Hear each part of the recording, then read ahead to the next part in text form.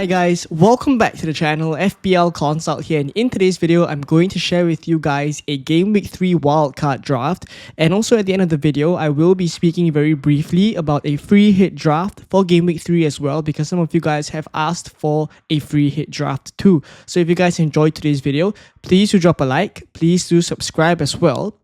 And let's start off with the Game Week 3 wildcard draft. So the team value is 99.4. There's definitely some money left in the bank if you guys want to upgrade, and I'll speak about them as we go along describing this draft. So I'll start off in goal here with Sanchez and Dubravka, who's on the bench. I still don't think there's a need to change this keeper pairing that most of us has started with from the start of the season. Chelsea's fixtures are still very good. Defensively, I think the numbers they're putting up are still very strong. So Sanchez at 5.0 million, I'm still happy to have him here in the draft. Dubravka just the only playing 4.0 million keeper.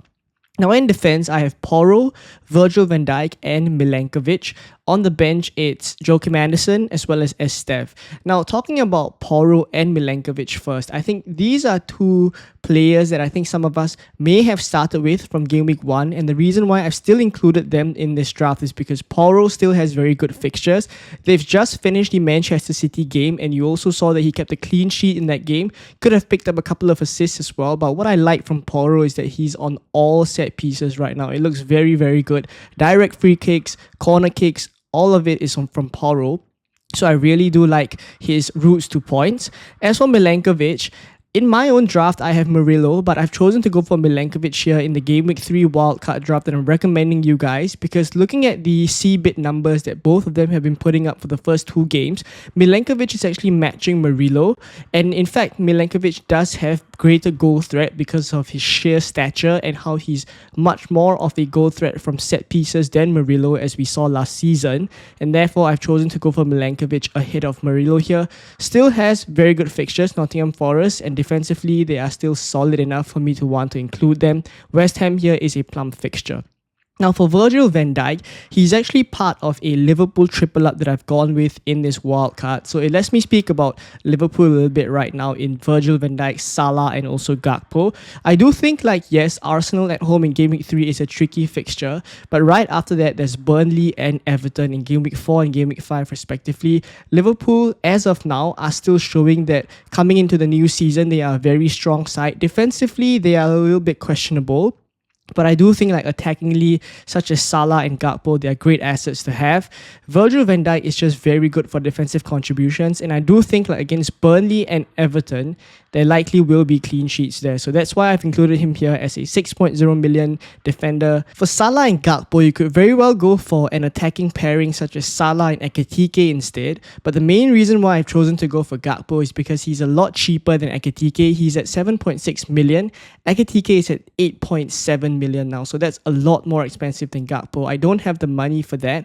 And I do think Gakpo, looking at the way he's performed in the first few game weeks, does look like he will be able to cover Ekitike to a certain extent. So I'm happy enough to have him here as a Liverpool pairing of attackers. Both do have Arsenal still, as I've said just now. But again, it's Burnley and Everton in the next few that I think there will be lots of goals there. So we're getting ready for that. As for the other midfielders, it's Ismail Assar, Cunha and Johnson, and I do think it is worth expanding a little bit more on these players. So after this wildcard brief, I will be doing a bit of an analysis on Cunha specifically as to why I've chosen to go for him instead of Bruno Fernandes, and also Ismail Assar and Brennan Johnson. These two players could have been something like Brennan Johnson and Semenyo, for example, or Ismail Assar and Semenyo.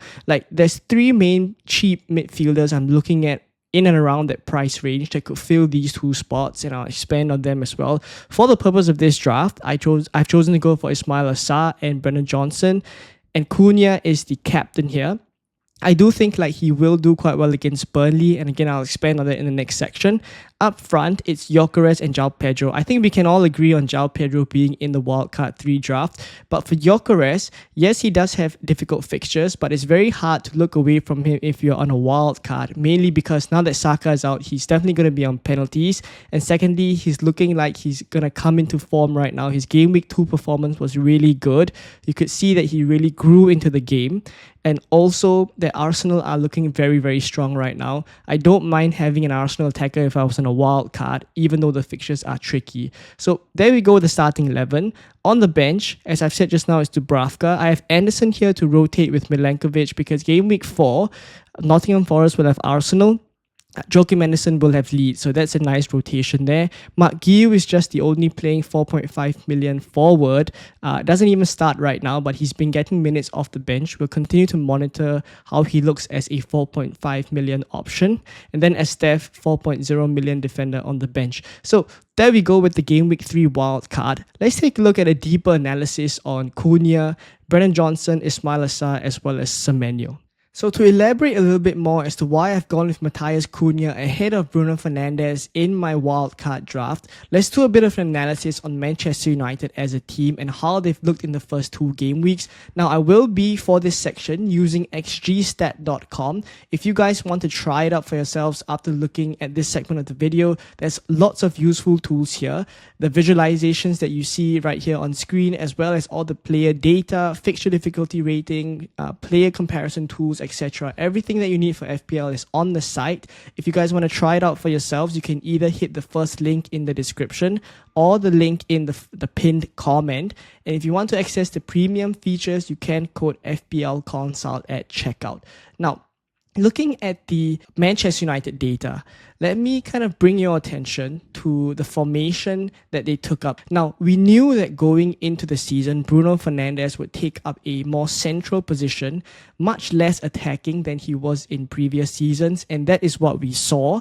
Now, I highlight in Manchester United versus Arsenal this game here, Bruno Fernandes. Now, he's here, right in the middle of the park. I compared it to Matheus Cunha, who's actually the furthest forward player for the Manchester United versus Arsenal game. And when I look at the Manchester United versus Fulham game, 1-1, this is the game we just saw.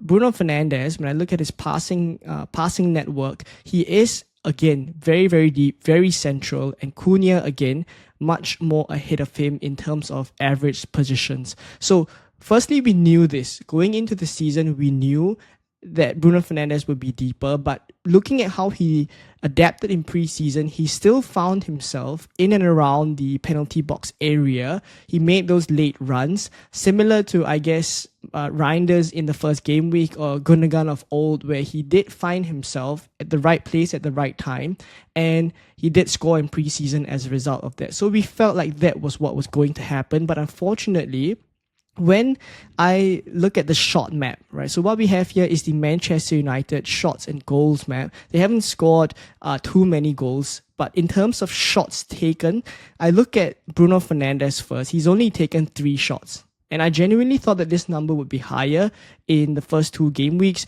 And considering that one of them came from the penalty spot, which is where he accumulated almost 0.6 of his XG here, he accumulated 0.81 in the first 2, 0.6 came from the penalty spot. So you have to take a bit of a haircut there and overall look at it in terms of his performance of the first 2 game weeks being 2 shots way outside the penalty box and also an XG of maybe 0.2. And that is really, really poor from Bruno Fernandes as a 9.0 million asset. And now that he's missed a penalty as well, I'm not saying that penalties are going to be off of Bruno Fernandes, but Matheus Cunha is a player that has taken penalties before. Mbumo, also very good penalty taker. He could be off of penalties. I'm not sure about that. But looking at Matheus Cunha as an option, which is the purpose of this section, he has taken 3 shots in the penalty box. He's also taken 3 shots outside the penalty box. And cumulatively, after these 6 shots, he's gathered 1.12 XG. So it's much better than Bruno Fernandes. Again, when I remove the penalty that he took, it's going to be about 0.2. And comparing to Matheus Cunha, he's the one putting up much better XG. So I do think like Cunha is the one most likely to get returns, attacking returns for Manchester United, at least much more than Fernandes, and that's why I think he is, for me, ahead of Fernandes as a Manchester United option. His minutes for the first few games have also looked very, very good, so I have no fears as to him being substituted too early. Now, looking at the other players that I wanted to speak about for the wildcard draft, it's actually Brennan Johnson, Semenyo, and Ismail Assar. 3 of these 2 players will need to fill 2 spots in the wildcard draft that we saw just now, and I've chosen to go for Brennan Johnson as well as Ismail Assar that you saw just now. But Semenyo is definitely in with a shout, and there is enough money to upgrade Ismail Assar to Semenyo if you so wish to in the draft that I showed you guys. But speaking about Ismail Assar first and why I've chosen to go for him, he has had 2 very, very difficult games. Crystal Palace played Chelsea in Game Week 1 and Nottingham Forest in Game Week 2. Those are difficult games. Moving forward is Aston Villa in Game Week 3. It's Sunderland and then West Ham in Game Weeks 4 and 5. I think moving forward, he has the best few fixtures. And it's no surprise that among the kind of first 2 games, he put up 0.14 as compared to Semenyo and Brennan Johnson here that you see. But again, it's mainly because of the tougher fixtures. I think moving forward, he will score those points. And he even managed 1 goal here against Nottingham Forest. Right, so he's in the draft. Now, talking about Brennan Johnson and Antoine Semenyo, both of them picked up 2 goals here. Expected goals wise, Semenyo is actually putting up much better numbers compared to Brennan Johnson. And in terms of XA, they're pretty similar, 0.15 and 0.20. So overall, both of them have very good fixtures, Brennan Johnson and Semenyo. And I think in terms of minutes wise, Semenyo is slightly safer. He's a 90-minute man. You compare to Brennan Johnson, who has come off a little bit earlier that we saw against Manchester City. Odebear came in. So there is a ready replacement for Brennan Johnson that could take minutes off him. Semenyo is a little bit safer.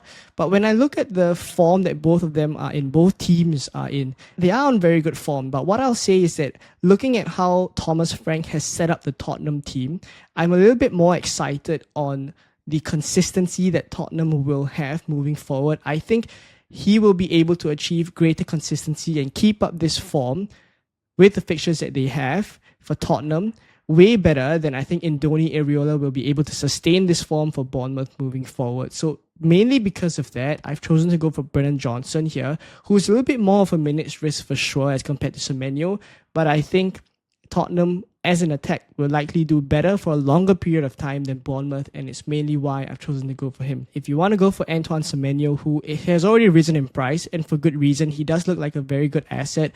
I do feel like there is reason to do so. So let me know your preference out of these 3 midfielders in your own wildcard draft if you are on a wildcard. And let's now take a look to end of this video, the free hit draft for Game Week 3. So taking a look at a free hit draft now, some of you guys have asked for this because you are on a free hit for Game Week 3. During preseason, when I made my chip strategy videos, I did allude to the fact that when I saw the fixtures, Game Week 2, Game Week 3, Game Week 4, even Game Week 6, all of these are viable free hit windows. So I'm not opposed to you guys using the free hit in Game Week 3. If it suits your team, by all means. And if I was to free hit in Game Week 3, this is how I would set up. It's not too different from the wildcard draft, but there are some differences that I wanted to highlight, which is mainly removing the Liverpool players because they play Arsenal.